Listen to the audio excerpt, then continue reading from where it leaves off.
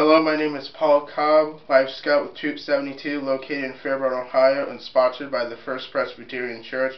We are here today to interview a veteran for an Eagle Scout project. This is in association with the Fairborn Veterans Memorial Project and the Veterans Voices Project, located on campus of Wright State University. Would you please introduce yourself to the viewing audience? Hello, my name is Stanley Cobb. I'm a retired Air Force veteran, and I've been living here in Fairborn for the past 36 years. All right. Where and when were you born? I was born in Florence, South Carolina in the year 1951. All right. Did you have any siblings serving or serve in the military? Yes, I had two older brothers that served in the military, one in the United States Navy and the other in the United States Army in the latter stages of World War II. Alright.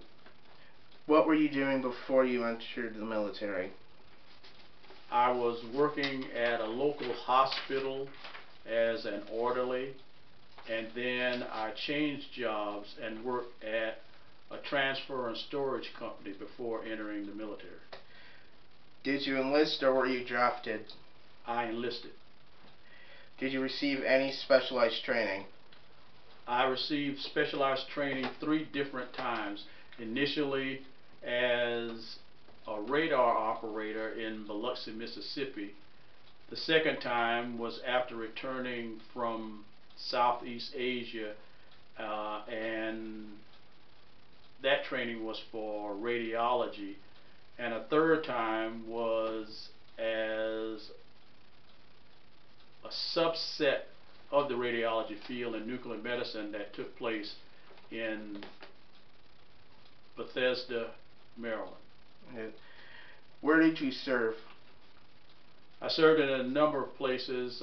Initially, basic training in San Antonio, Texas. My first specialized training site was in Biloxi, Mississippi. Then my first permanent duty site was in Charleston, South Carolina. Then I was reassigned to Saigon, Vietnam, Southeast Asia. Then returning from Southeast Asia, I was assigned to Fort Walton, Florida, and then I left there to take specialized training in Wichita Falls, Texas.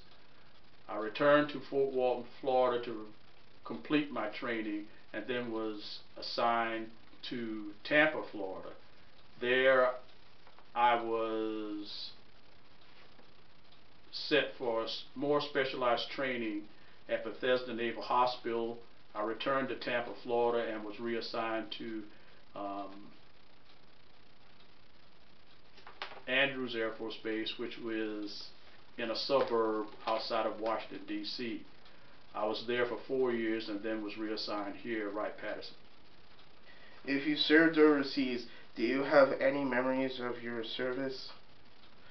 Yes, as I stated earlier, I did serve in Southeast Asia, and what I remember about Southeast Asia is that I was initially assigned to a radar squadron, and I was in that radar squadron for 2 months before the Military Assistance Command Vietnam, which was the command for Southeast Asia, came and asked for assistance in their newly renovated command post. So they assigned 15 of us to the command post, and in that command post what we did is that we placed information on 5 by 10 plexiglass boards, which consisted of 20 of them, for the command post personnel to supervise the air war within the Southeast Asia war theater.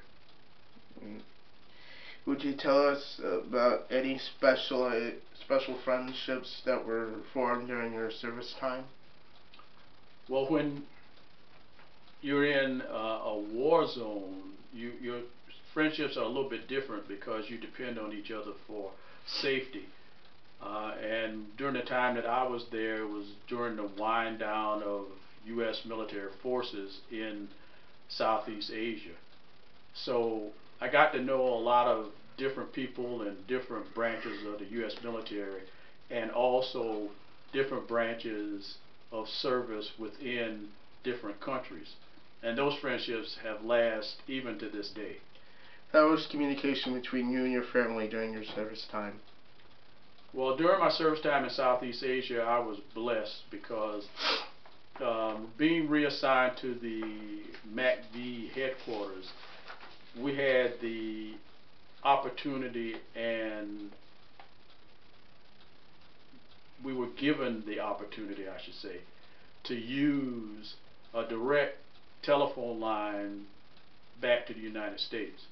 And we were given that privilege to do that once per shift. And we normally did it on night shift because the time difference between Southeast Asia and the eastern United States is 12 hours. So we had the opportunity to communicate with our family members in ways other than just mail. And so it was a great opportunity, and for us, as I said, it was a blessing for us. Right, what did you do for recreation during off-duty time? Well, during off-duty time, usually participated in intramural sports, softball, basketball, flag football, bowling, and that acted as a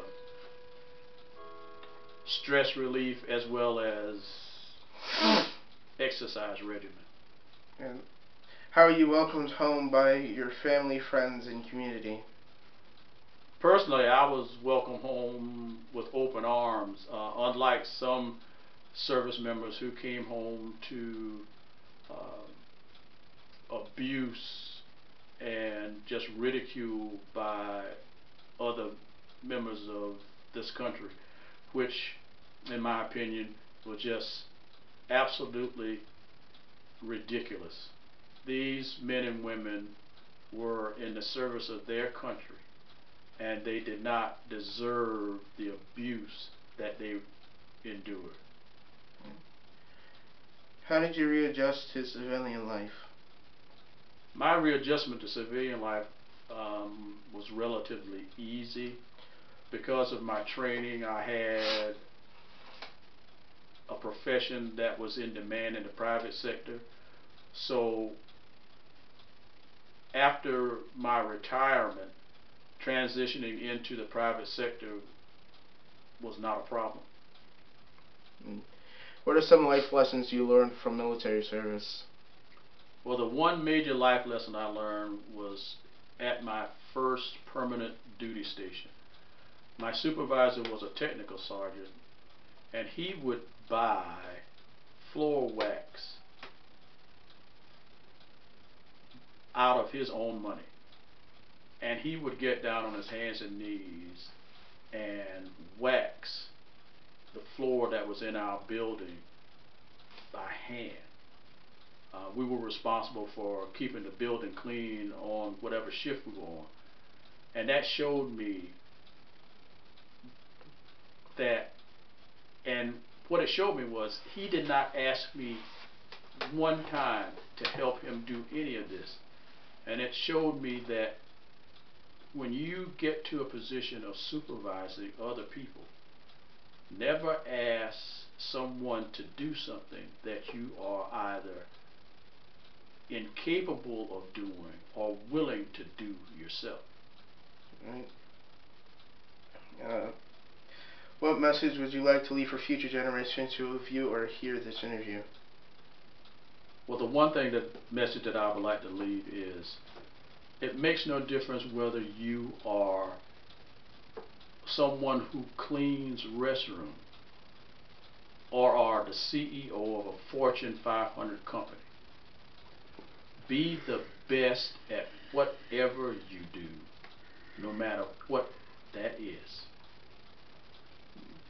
Is there anything you feel like we have not discussed or should be added to this interview? No, I think you've covered everything. Alright, thank you. Thank you.